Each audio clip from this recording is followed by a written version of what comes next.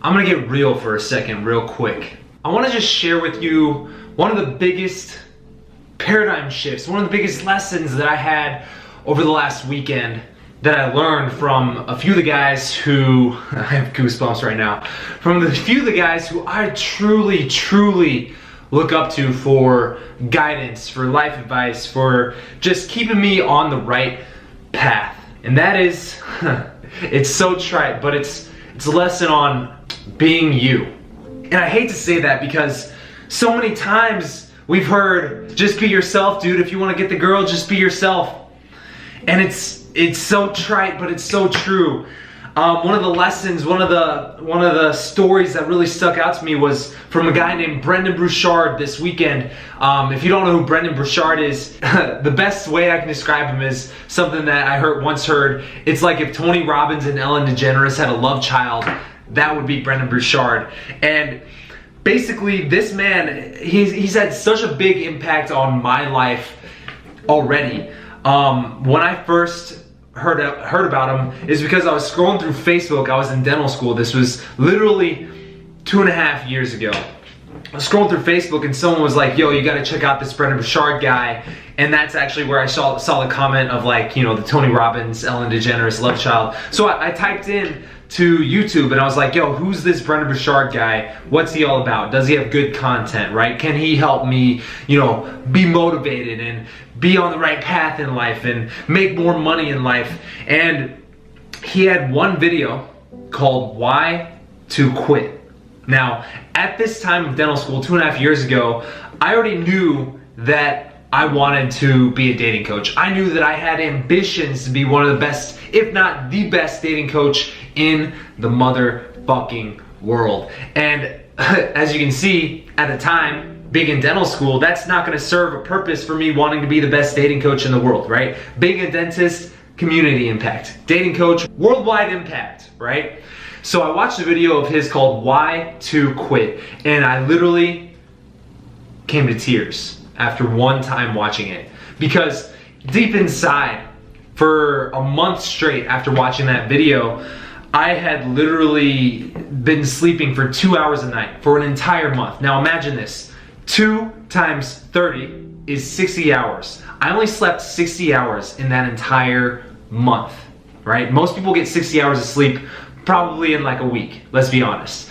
I only slept 60 hours that month because I was trying to figure out how to create an email list, trying to figure out how to make a blog, trying to figure out how to post YouTube videos that actually get watched, right? And at the same time, I was also keeping up my grades in dental school, but I knew it just wasn't for me. I would go to dental school and I would tune everything out and I'd be thinking about my business, my dating business, being the best dating coach. That's what I was thinking about in class. So I knew something had to change. And when I watched Brendon Burchard's video about Why to Quit, I literally came to tears.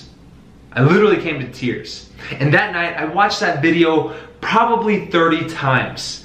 Didn't sleep, still, I didn't sleep, but that was the most awake I had ever felt watching that video, realizing that I have to quit this path. I have to drop this path to pursue this one, right? And I've talked about this before on my channel, but guys, this was the turning point in my life. It was the moment that I decided that there was no other options. I was going to win or die trying. And the next day, I walked into my dental school class, not having slept. I literally stayed up all night because of that video, because I was so motivated at that time. Walked into dental school that next morning and dropped out on the spot. 2.5 years later, last weekend, I went to an event here in Phoenix, Arizona, and it was Brendon Burchard's event. He was here, and I met him for the first ever time.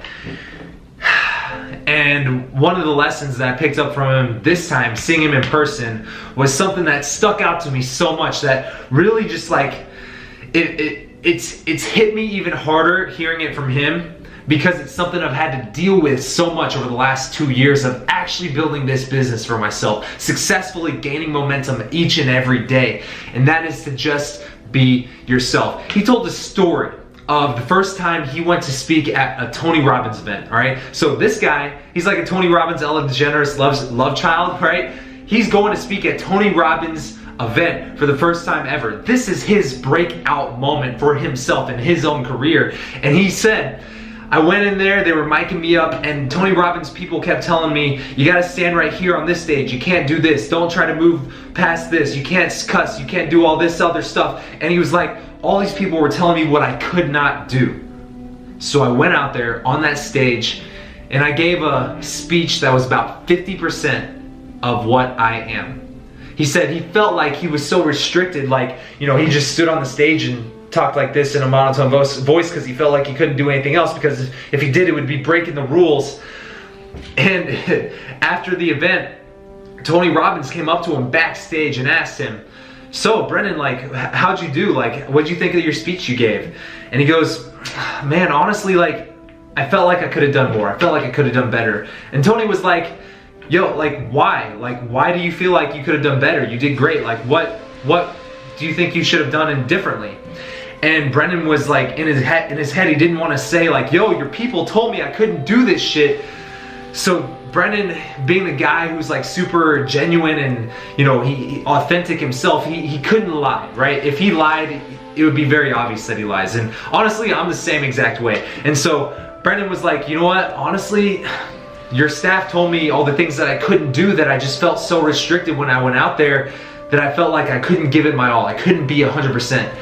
And Brendon said, in that moment, Tony Robbins put his ginormous hand on Brendon's leg and said, hey, don't ever let anybody tell you how to be you.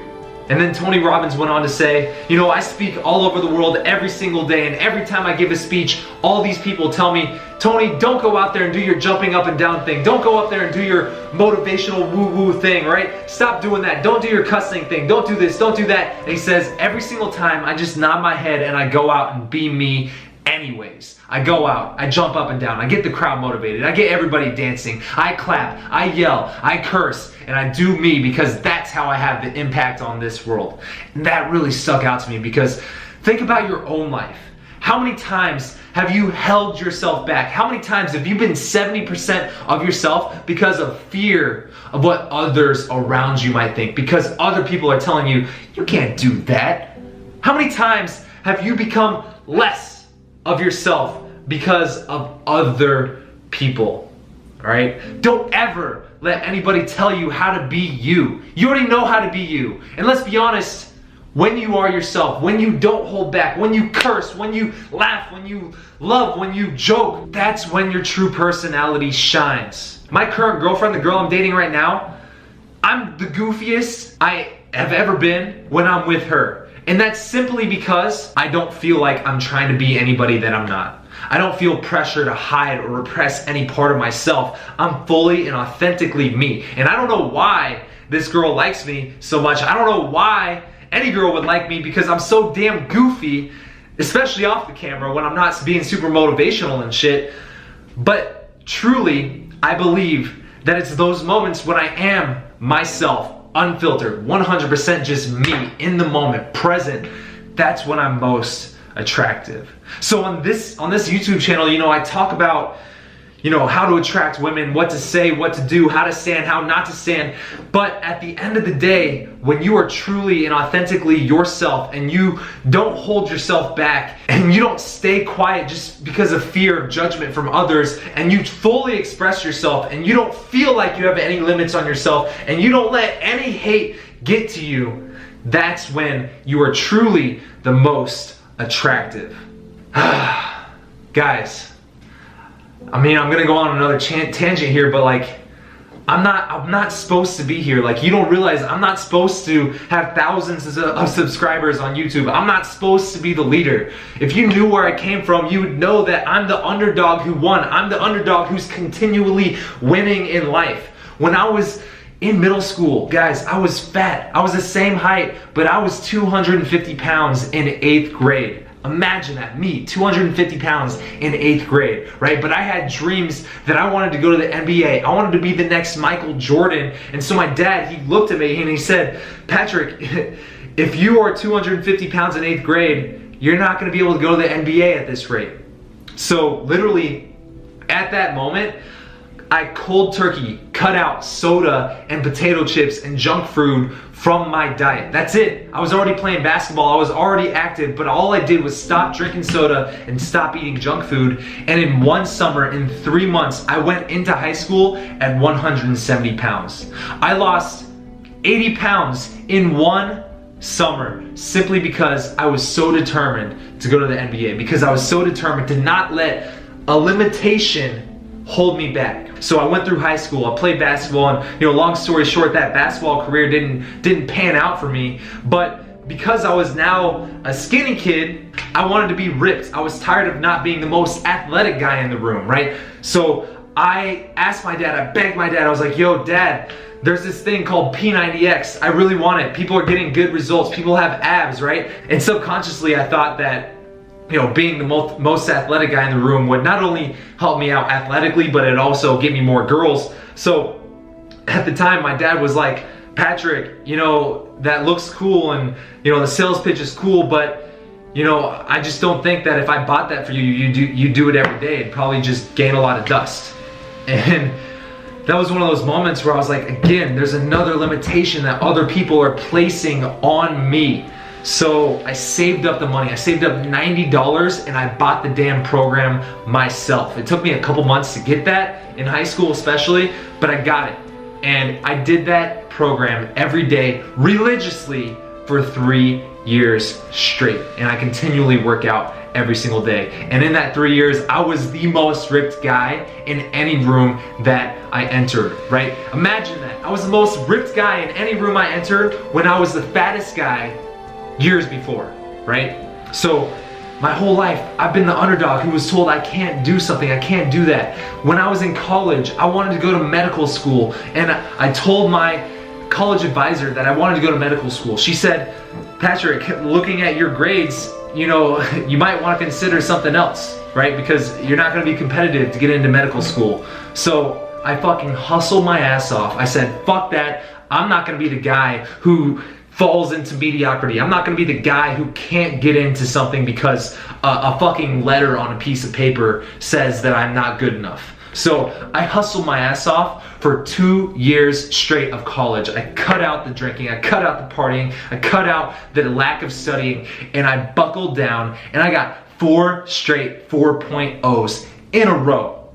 And that raised my GPA to a level high enough to where, I wasn't passionate about medical school anymore, but dental school, an even more competitive industry, was something that was very possible for me. And I got into dental school, right? And now you're seeing how my life has panned out. This is bringing it full circle. Then I got into dental school, something I'd worked so hard for to get into. I interview after interview, right? Got in, moved here to Arizona, and I realized, wow, this is it.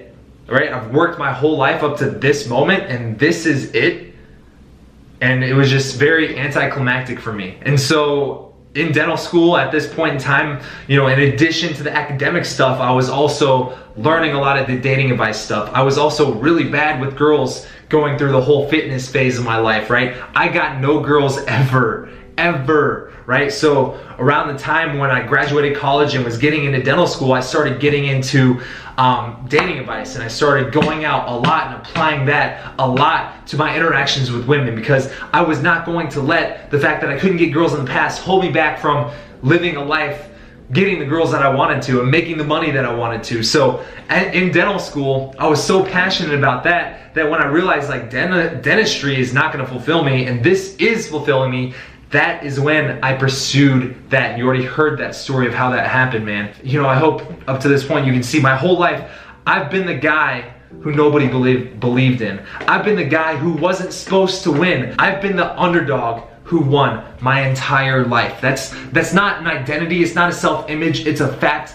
of life. And if you are currently in a place where other people are telling you what you can and can't do, if you're in a place in your life where you let limitations hold you back from achieving what you really want to, from living out your dreams, right? And even if just like writing down your dreams, you feel a little bit insecure because you're like, oh, I can't do that. Fuck that, right? That's accepting the beliefs that other people put onto you. You can do anything you set your mind to. I lost 80 pounds in one summer. I got good with girls. I got into dental school when I wasn't supposed to. I got ripped when I wasn't supposed to. I was a fat kid, right? I've done so many things that people told me I couldn't, and now I'm gonna pass that on to you. What do you truly want to do in this life, and what are people telling you that you can't do? And if people tell you you can't do, stop hanging out with them. Stop being around them, and get around people like me. Get around other people who are gonna tell you, dude, that's awesome. I can't wait to see you do that, right? Get around people who will support your ambitions in life, and fuck everybody else. That is the philosophy that we live by here on this channel.